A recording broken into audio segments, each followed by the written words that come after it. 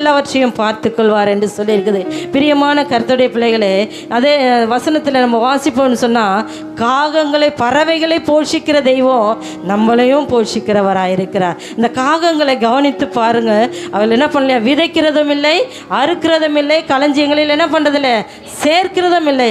அவைகளையும் பரமபிதா என்ன பண்ணுறாராம், பிழை பூட்டுகிறார் அப்படின்னு சொன்னால், இன்னைக்கு நம்மளையும் ஆண்டவர் என்ன பண்ணுவார், பிழை பூட்டுகிற தெய்வமாக இருக்கிறார். எல்லாவற்றையும் அவர் மேல் வைத்து, கர்த்தர் மேல் பாரத்தை நீங்கள் வைத்து செபிக்கும் பொழுது கர்த்தர் எல்லாவற்றையும் அவர் மாற்றுகிற தெய்வமாக இருக்கிறார். நாளையை குறித்து என்ன பண்ணாதீங்க, கவலைப்படாதீங்க.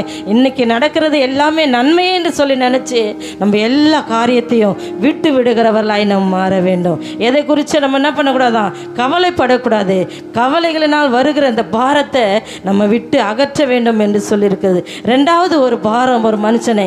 ஆகையால் நீங்கள் எதை குறித்து என்ன பண்ணாதீங்க, கவலைப்படாதீங்க. முதல்ல இந்த கவலைப்படுகிறதால வருகிற பாரத்தில்.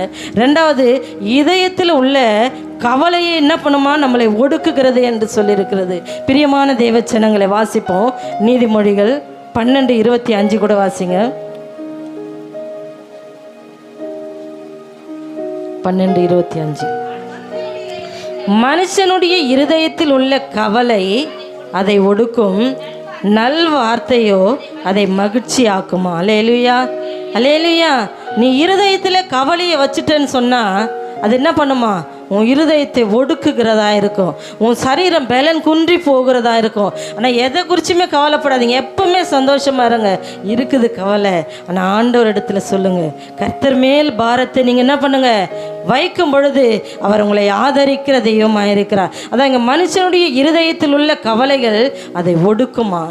எதை ஒடுக்கும், ஒரு மனுஷனை அந்த கவலைப்படும் பொழுது அந்த மனுஷனை என்ன பண்ணுது, ஒடுங்கி போகும்படியாய் செய்கிறது. நீங்கள் ஆண்டவரை குறித்து ஆண்டவரிடத்தில் நீங்கள் சொல்லும் பொழுது ஆண்டவர் என்ன பண்ணுறாராம், அந்த இருதயத்தில் இருக்கிற கவலையை என்ன பண்ணுறாரு, எடுத்து போட்டு அந்த இருதயத்தில் தைரியத்தை அவர் கொடுக்குறாராம், அந்த இருதயத்தில் மகிழ்ச்சியை வைக்கிறாராம். யாருமே அந்த இருதயத்தில் கையை போட்டு என்ன பண்ண முடியாது, எடுக்கவே முடியாது. எல்லாருடைய இருதயம் ஒரு கூண்டுக்குள்ளே மறைந்து இருக்கிறதா இருக்குது. பிரியமான தேவச்சனமே, அந்த இருதயத்தில் மகிழ்ச்சி என்ன பண்ணுவாராம், ஆண்டவர் வைக்கிறவராக இருக்கிறாராம். மூன்றாவது இன்னொரு வசனத்தை நம்ம வாசிப்போம். அவர் உங்களை விசாரிக்கிறவரானபடியால் உங்கள் கவலைகளை என்ன பண்ணுங்க, அவர் மேல் வைத்து விடுங்கள் என்று சொல்லியிருக்குது. 1 பேதுரு 5:7 கூட வாசிங்க. 1 பேதுரு 5:7. அவர் உங்களை விசாரிக்கிறவர் ஆனபடியினால் உங்கள் கவலைகளை எல்லாம் அவர் மேல் வைத்து விடுங்கள். அல்லேலூயா, அல்லேலூயா.